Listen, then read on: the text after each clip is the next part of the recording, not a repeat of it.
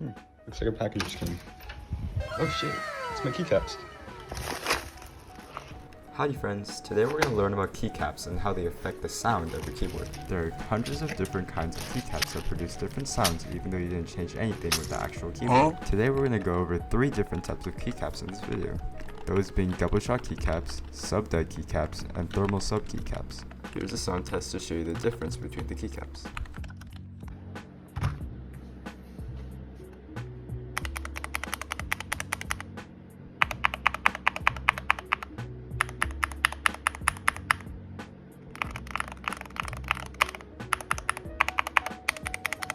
Thank you guys for watching the video, and I hope you guys find the perfect keycap set for your build. Remember to hit the plus button and save the video for more videos like this.